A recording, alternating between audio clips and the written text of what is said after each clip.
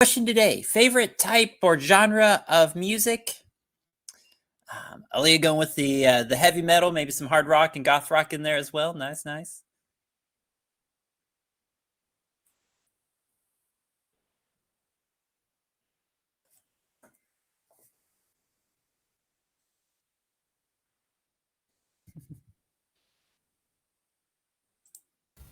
I feel I should specify that I am quite eclectic. In fact, I can go from Weird Al to Sepultura in like a song, but lately I have been in a very metally mood. Gotcha, gotcha. No, that's fair.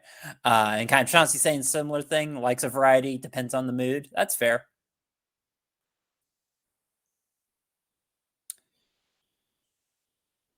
Yeah, no, I guess for me, if I had to label it, indie rock, I guess, is probably what I would say for me. But feel free to share your picks in the chat as well. We got a lot to look at today.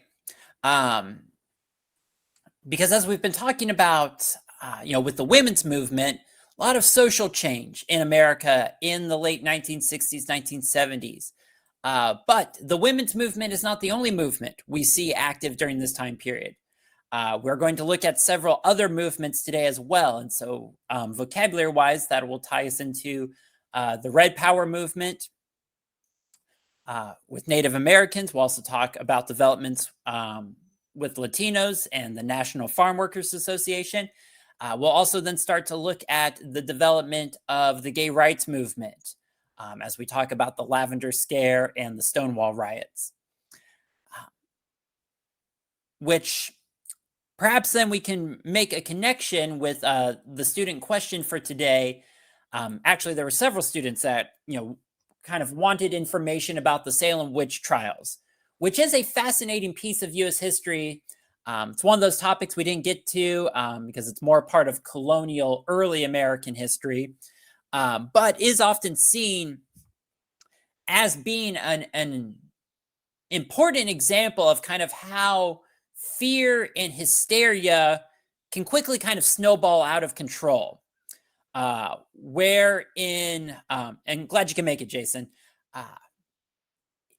In the town of Salem, Massachusetts, there were accusations of different people committing witchcraft. Some of that may have really just been out of spite. There was a lot of division and disagreement within Salem, and people might have just kind of been using that as an excuse to go after people they had personal issues with. But when one person gets accused of witchcraft, they will try to defend themselves by saying, "Oh no, I'm not the witch. That person's the witch. They cast a spell on me. Go after them." And there became a lot of finger pointing, and again, things quickly kind of snowballed out of control of, who was really the witch, who was really causing all this trouble. Ultimately resulted in multiple people being executed as a result of these executions or of these accusations. And so really just a powerful example of how, fear and judgment, can quickly lead to chaotic situations, which we might be able to then kind of compare once we get to the Lavender Scare later on in class. But ultimately, again, we see a lot of social change in the 1960s and 70s. A lot of different groups of Americans who historically had been discriminated against organizing and coming together and saying, enough is enough. This isn't right. We want to be treated, the same as any other American. And so we've already looked at, the second wave of the women's movement. Today we'll look at developments within the Latino community, the Native American community, and the LGBTQ community. And so, that then does raise the question, well, why are we seeing so many movements at this point in U.S. history? So why might that be? Kind of thinking back on what we've studied, what might be encouraging all of these other groups that have historically been discriminated against to decide now is a good time to organize and to try to fight for greater equality? Do you have any thoughts on what might be motivating or contributing to these other movements organizing at this time?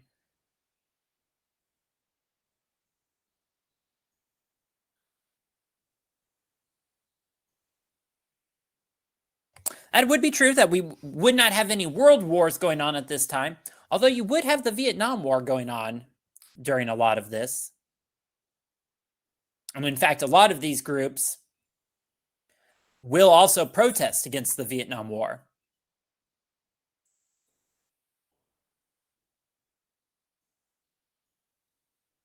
Ooh, and that's an interesting thought, Aaliyah.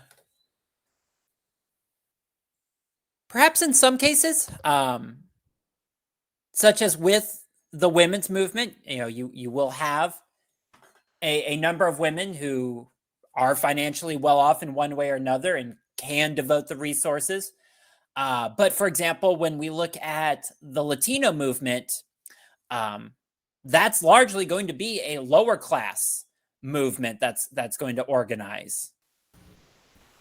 Well, my thought process on that one, as Uh-huh. someone who grew up below the poverty line, is basically you don't think about protesting, you don't think about change, you think about where your next meal's coming from.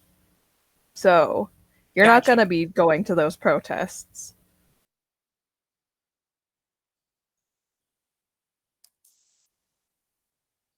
Anything else we can think of? Thinking about what we've studied recently in U.S. history. Anything else that might be encouraging or But motivating? it could also be the fact that they can see what's going on TV in real time in front of them. They want to protest it. Yeah, absolutely. Technology changing is making it easier for movements to come together and to get their message out there and bring in more support. Um, which we, for example, already have seen once with the civil rights movement within the African American community, and ultimately the successes of the civil rights movement, helping to inspire these other groups to say, we can do that too. We can also organize and protest and try to push for greater equality. Um, Now, at the same time, we should also start off by recognizing that the fight, within the African American community for equality was ongoing as well. Progress had been made with the Civil Rights Act of 1964 and the Voting Rights Act of 1965, but there was still work to do. Because, for example, going into the 1970s, schools across America were still largely racially divided. Now, at this point, officially, they cannot be segregated, because you had Brown versus Board of Education. But the reality was, if you walked into a high school in America in the 1970s, more often than not, it was almost overwhelmingly white or overwhelmingly black and or Latino. And why might that be the case? If officially schools cannot segregate, if officially they have to let anyone come to their school regardless of race, why would so many schools across America still be either almost exclusively white or exclusively racial minority? It's basically because of where they lived at that point, because the colored people typically lived in separated neighborhoods for like people in poverty and stuff, and so they have to go to their schools, and some schools had like tests to get in, and like if you didn't pass you couldn't get in, and then there were also just different factors there. Yeah, and definitely by far the biggest one is that where you go to school is largely dependent on where you live. And the reality was that living communities were still largely racially divided in the United States, because of things like redlining and homeowners associations and banks refusing to give African Americans home loans. By the 1970s, suburban communities, overwhelmingly white, inner city communities, largely Black and Latino. And so that meant that American schools were still largely racially divided. And so, what was proposed as a possible solution to this was busing. The idea that you would take a chunk of suburban school children and put them on buses and send them to an inner city school. And then you would also take kids who would normally go to an inner city school and you would put them on buses and take them out to a suburban school. And that way, you would be actively working to racially intermix the schools. And so here, for example, you see a march in Boston supporting this busing strategy as a way of intermixing the schools. But at the same time, we're also going to see, especially in white communities, resistance to this busing strategy. And why might that be? Why might white suburban parents be against this whole busing strategy? Probably because they were far aware of the fact that the inner city schools had lower quality education and they didn't want their children going there, which basically shows that they're aware of the racism, which is kind of funny because they're kind of being hypocritical there. Yeah, absolutely. That's going to be a big factor, is that a lot of these parents are going to say, we specifically moved out to the suburbs because we wanted our kids to go to this school, and are not going to be happy with the idea of having to put their child on a bus that then goes and takes them to an inner city school, where oftentimes the perception was that those schools not as good. Maybe that's the reality, maybe it's not, but that was oftentimes the perception regardless. That ultimately these families were not comfortable with the idea of sending their children into an inner city school, which, as Aaliyah notes, kind of implicitly acknowledges the fact that, hey, there still is work that needs to be done. Clearly, things are not fair and equal, because if we did view all the schools as being fair and equal, probably wouldn't have an issue with it. And Isaiah, thanks for letting me know. Yeah, definitely continue to pay attention to that. Do whatever you need to do to be safe. Class is being recorded, for anything that you miss. And so this ended up becoming a major tug of war in cities across America. Boston's kind of like the biggest example of this, where it really kind of became a heated issue. But you see this controversy across the country. But in Boston, that ultimately then leads us to this photograph. What ends up being a rather striking image here. And so I want to use this photograph for our first activity for today here. So what I'd like you to do is to use this question chart. Basically, you're going to take a word from the left column and then a word from the top row to kind of help you create a question. So you may start a question with the word who, and then follow it up with the word would, who would blah, blah, blah, blah, blah, or how did blah, blah, blah, blah, blah.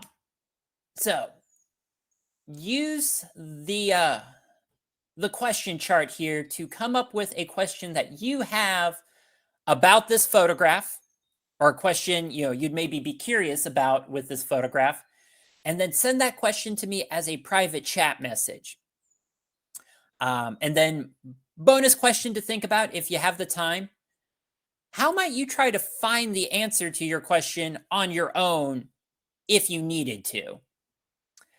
So, real quick here, let me bring up the polling tools. Green check mark if you understand what I'm asking you to do. Red X if it's at all fuzzy, you need me to re-explain things, which I'm of course happy to do. But also just to let me know that you're here and ready to go. So thank you for those of you who've given me a green check mark already.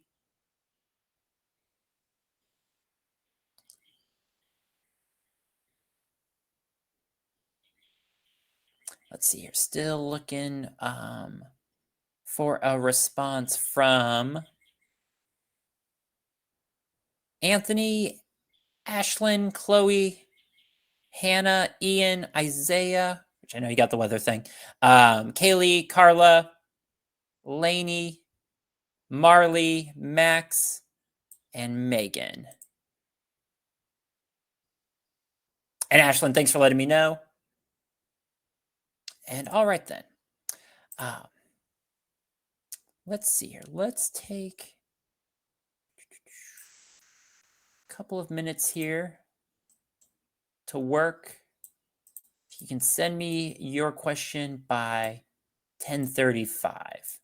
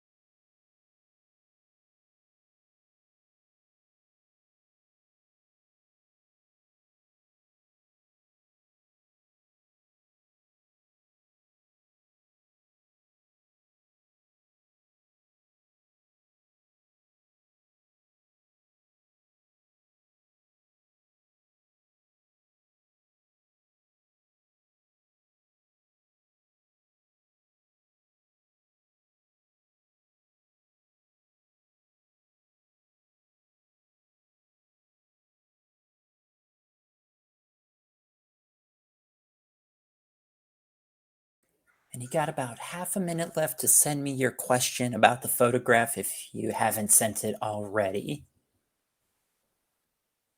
Which again, you can use the question chart to help you put the question together.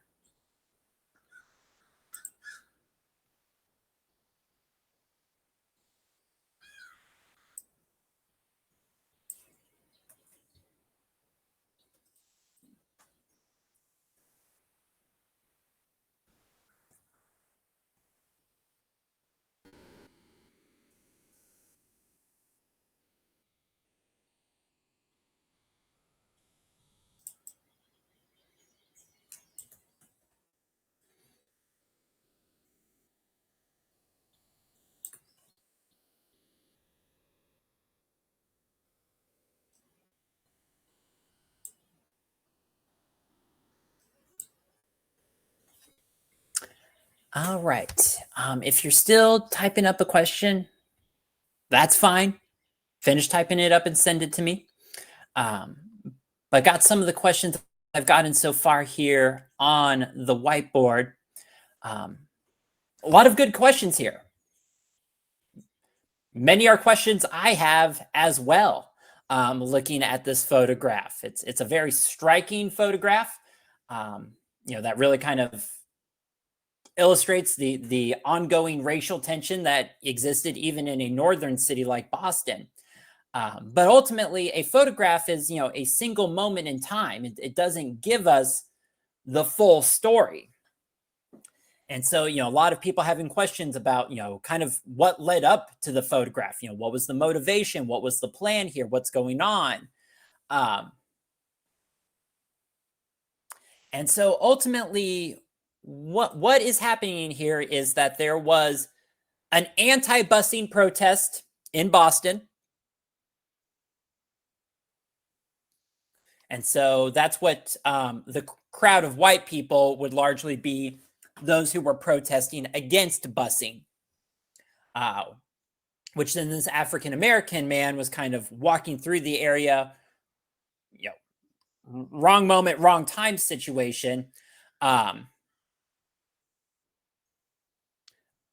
When he is attacked. Now, at the same time, though, photo can be a bit misleading. At first, it may look like there's going to be an attempt to like stab with the American flag. That's not quite the case. I mean, still horrific, but was planning on assaulting the African American man with it. But for example, it may look like this individual is trying to hold the other man down, not let him escape, when actually this man is trying to help him back up to his feet after he had fallen. And in fact, then he's going to step in front of this other individual to try to protect the African American man from further attack. So a good example of how even a photograph, can be misleading, or it may not tell us the full story, which is one of the reasons why, even when we're looking at photographs, we may want to look up more information on the situation. And of course, the same thing is true today with seeing a video. You may watch a video that's only 10 seconds, and that 10 seconds may seem one way, but if we were maybe to see what led up to those 10 seconds, maybe that would change our understanding of Can I things. share something? Yeah, absolutely. So I watched this video that was basically talking about how we are getting overloaded with information in the modern era and how we're becoming an audio-visual society rather than a written word society. Mm-hmm. And this one person I was watching, she had a quote that was basically like, pictures leave little to question in the minds of a human being. Because you look at a picture and you just assume that's what is. Whereas words leave lots to question. I love that. And we Yeah. are more suspicious of words. Yes. And of course, the reality is we should also, Yeah. have a, critical thinking mindset when looking at photographs and videos. Yes. Asking questions of, what is happening here? What led to this event? What happened after, the event? She encouraged skepticism with videos and pictures, and even mentioned how another thing she said was, it's ironic how Gen Z knocks boomers for believing everything they see on Facebook when they do the same with Instagram or TikTok. Yeah, it's a good reminder that we can always use that, moment of reflection of where's this information coming from? Is it trustworthy? Do I have the full story? But then that raises like a really, I think, important question of how do we find more information about a photograph? When we're talking about an event, you can just type that into Wikipedia and quickly pull up an article. But if you wanted to find more information about this photograph, What do you guys think? How could you possibly go about doing that when all we There's have is this the photograph? there's this thing called Google Lens I like to use, where you take a picture of it and it brings you to a bunch of sources about the picture as well as different pictures from that time. Yeah, absolutely. So, one option would be essentially a reverse image search. We could save this image, we could take a screenshot of the image, we could use Google Lens to then, try to see, okay, where did this photograph come from? Who took it? When was it taken? Information like that. Um, any other ideas on how we could possibly try to find more information about this photograph, say online?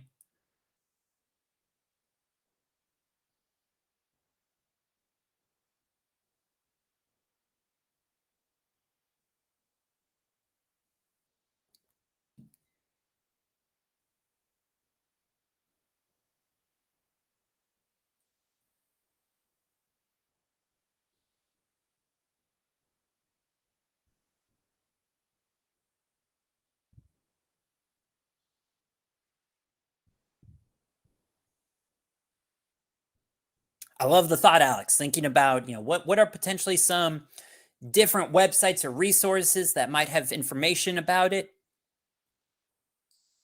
Because ultimately, what we could do is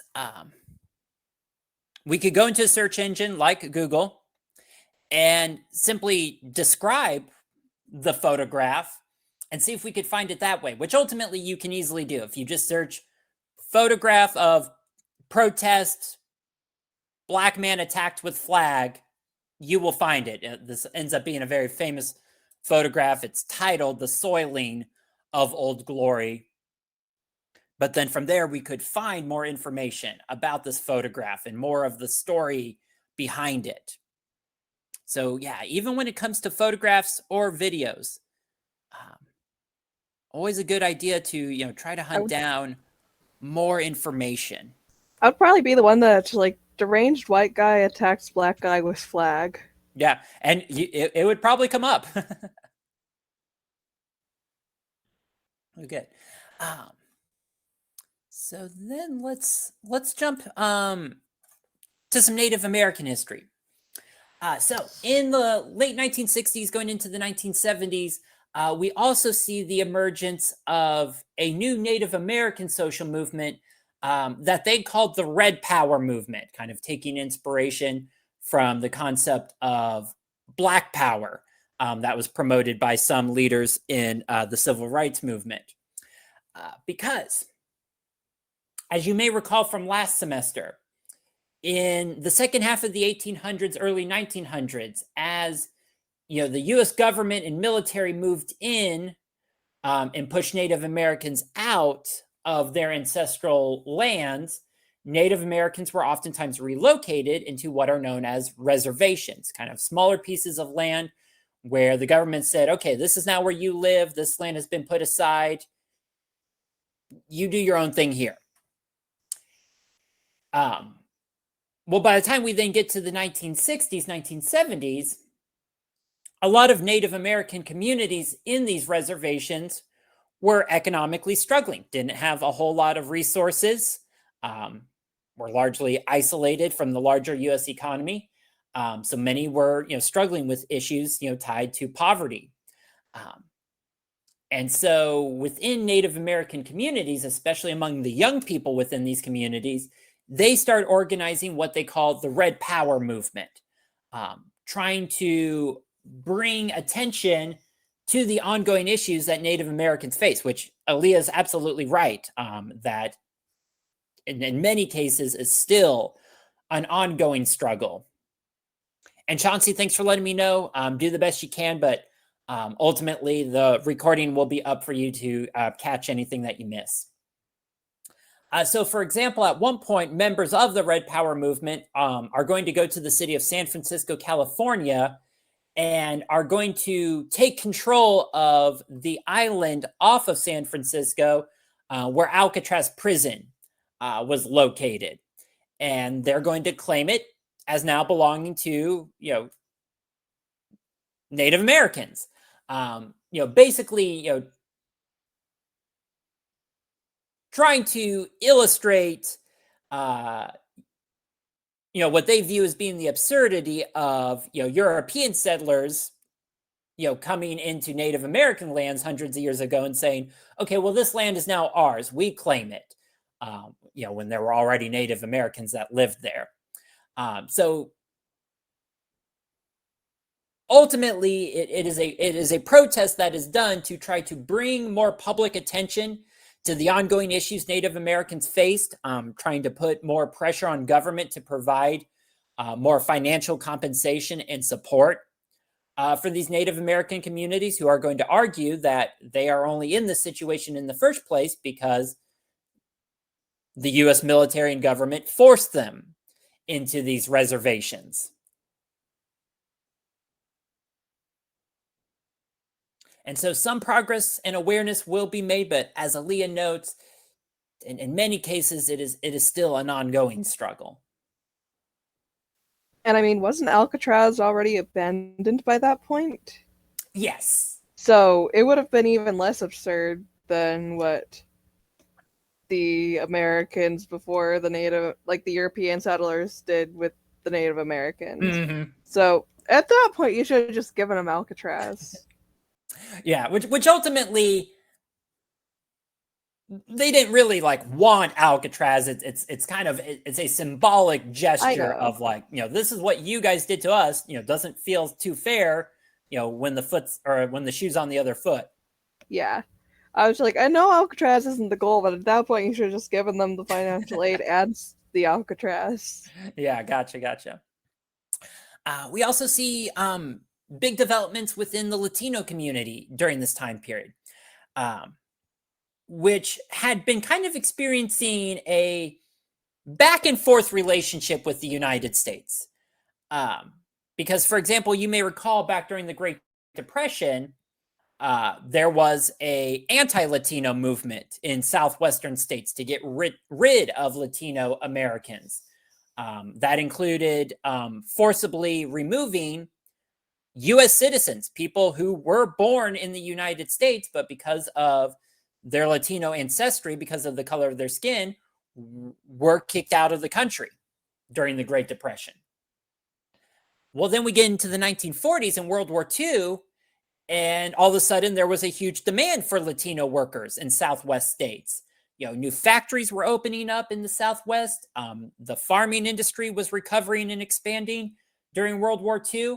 And so then you had all these business leaders and landowners who said, we need to open immigration up. We need to let more Latinos come into the country because we desperately need cheap workers.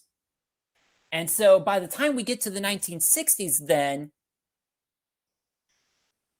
many industries, but especially the agricultural industry in the Southwest, is largely dependent on Latino workers. In part because these were a lot of hard, difficult jobs that other Americans were not interested in doing by this point. But part of the reason why a lot of landowners and companies favored using Latino workers is because they could get away with different things, including underpaying them, exploiting them by requiring them to work long hours in frankly dangerous working conditions. Heat stroke and exhaustion, very real dangers if you're out all day in parts of the Southwest working out on the fields. And yes, as Mrs. Tato notes, a lot of these factors also ongoing to this day. And so, of course, then you think about being in a job where you're being mistreated and underpaid, and you might say, well, you should stand up to the boss, or you should report that mistreatment to the authorities, because normally that kind of stuff would be illegal. But the fear that a lot of these Latino workers had was that the law was not on their side. that if they raised too much of a fuss or they complained about the mistreatment, that their boss might respond by just reporting them to the authorities and get them deported. And so, in some ways, this might be kind of reminiscent of what we previously studied with the Industrial Revolution, with the idea that as an individual worker, you're really kind of in a tough situation. And so, does anyone recall what did factory workers during the Industrial Revolution do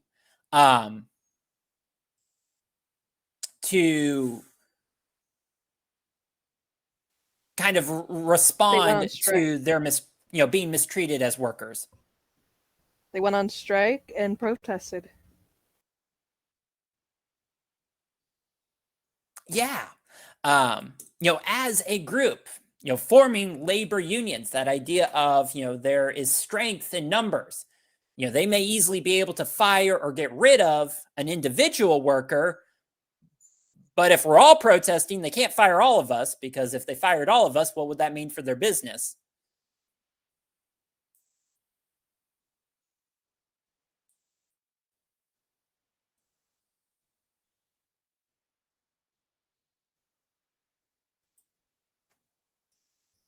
What would basically be the issue for any business if they tried to fire all of their workers at once, or they did won't fire have all anyone their to do workers the at once? work. Sorry, say that again. They won't have anybody to do the work, and basically it'll be all on the boss, which they can't do all that work. Right, it reminds exactly. me of this one story where basically there was like a bunch of teenagers working at the concession stand, and they were being yelled at for not sweeping the floors on a very busy night of a baseball.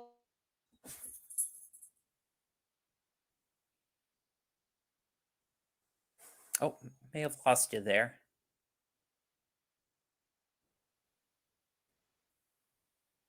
Oh, looks like she's back.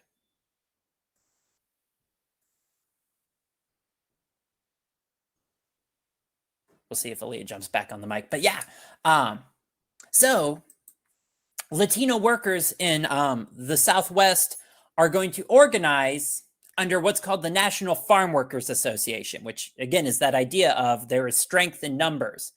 Under the leadership of figures including Cesar Chavez and Dolores Huerta, who are really going to help bring Latino workers together and say, hey, together we are strong. Together we can enact change. We can improve our situation.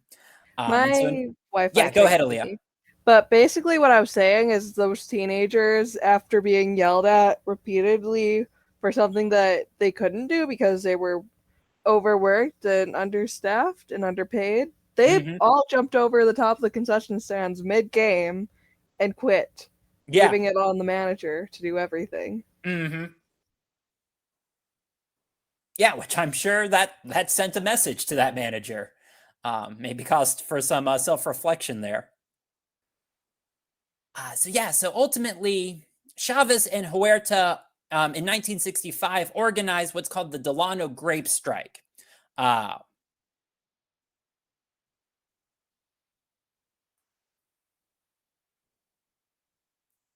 Where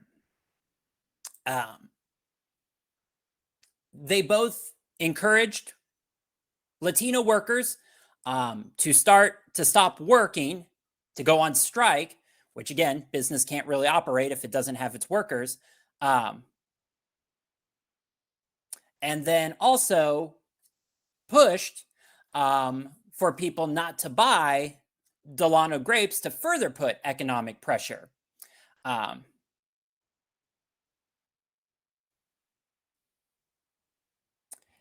so that ultimately put a huge financial strain on Delano grapes and basically forced them to kind of come to the negotiating table with their workers, ultimately leading to negotiations for some better working conditions for laborers. It's kind of one of those situations where, no one got everything that they wanted. No one was totally happy. But was an example that Latinos were not helpless, that they could organize, that they could come together, and that they could push for improvements here in the United States. Finally, then, we also have the emergence of the gay rights movement. So to start off with some background information, taking us back to the 1950s.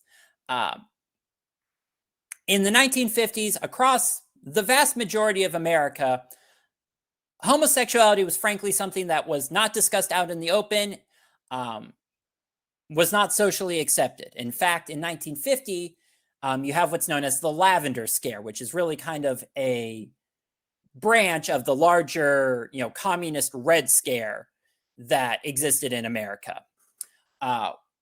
Because there became this kind of paranoid fear that there may be people working in the federal government who are secretly homosexual, and that they were potentially a security threat, because if the Soviet Union gets a hold of them, the Soviet Union could essentially blackmail them and say, give us your government secrets or we'll expose you as being a homosexual and destroy your career.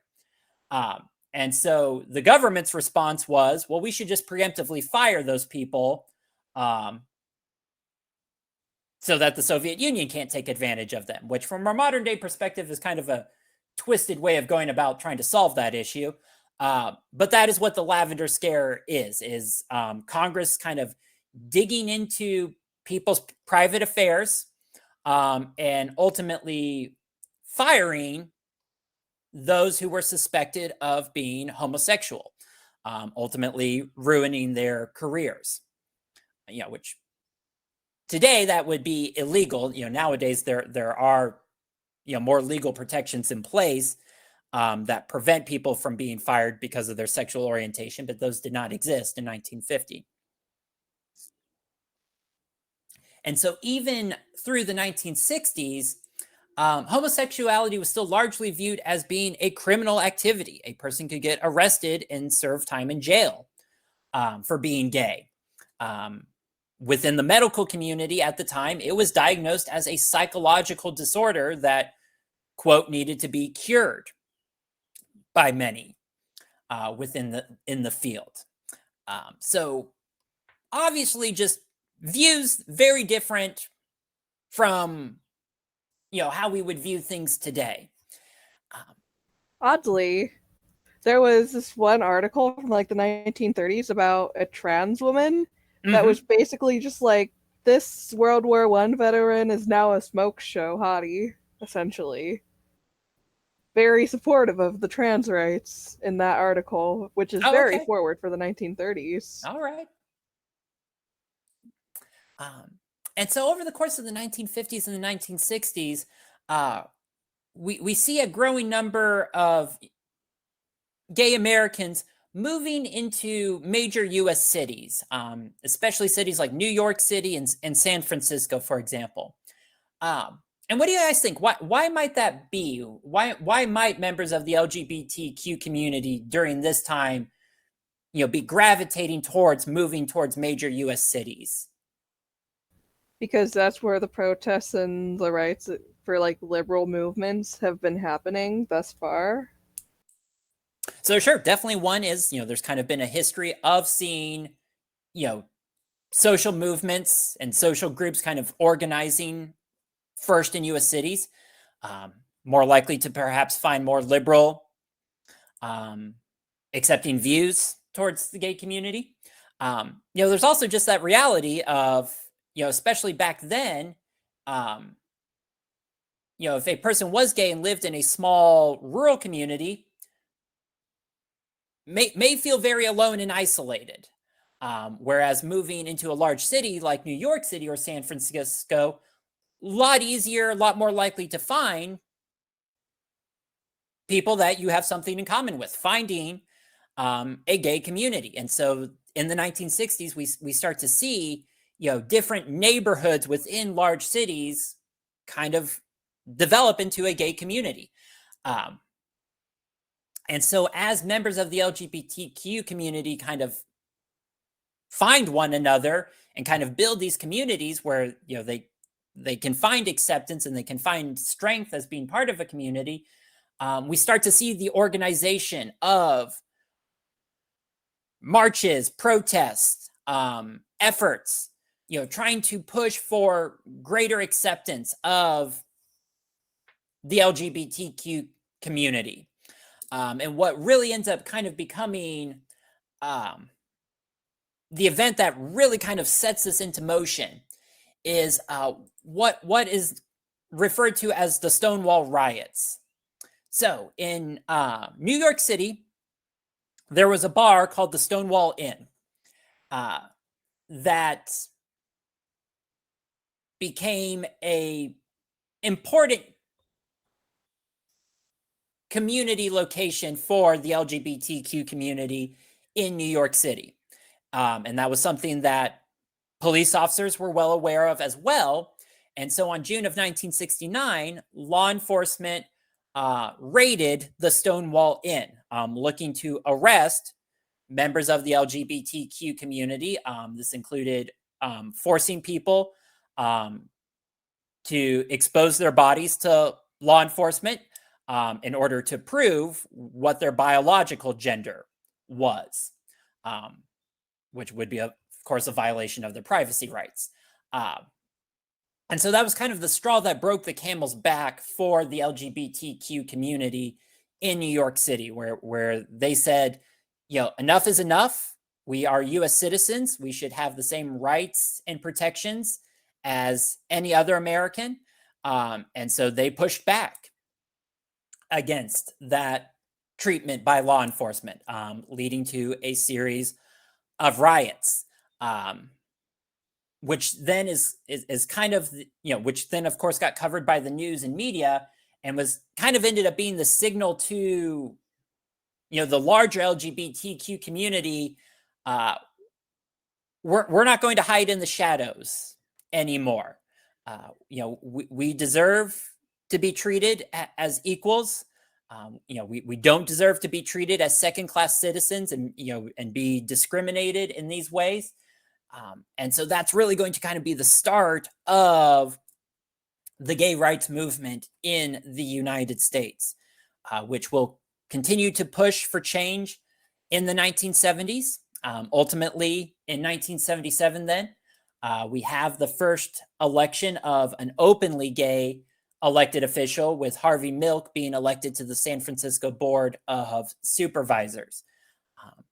That is seen as being a major victory within the LGBTQ community and kind of an early sign that maybe things can change in the United States. This is obviously going to be an ongoing movement. We'll kind of continue to check back in with it in the 1980s, 1990s, and so forth. But here, for example, you can kind of see how the country has changed in its views over time.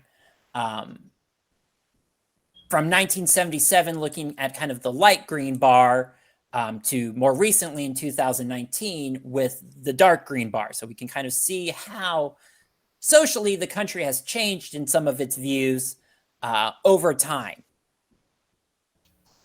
But again, we'll kind of... Yeah, Leah, go ahead. I'd like to share a fun fact. My city a couple years ago just finally elected their first openly gay mayor, because we are usually a very Republican city.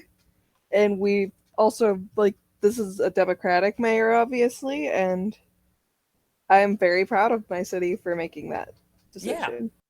Yeah, that's awesome. Thanks for sharing that. So as I said, we'll kind of check back in with the development of the gay rights movement. We kind of are just seeing the beginning of it here in the 1970s. As always, if you have any questions, stick around. Happy to answer them. Otherwise, you guys are good to go. Hope you have a fantastic day, and I'll see you back here tomorrow. You too, Aaliyah. See ya.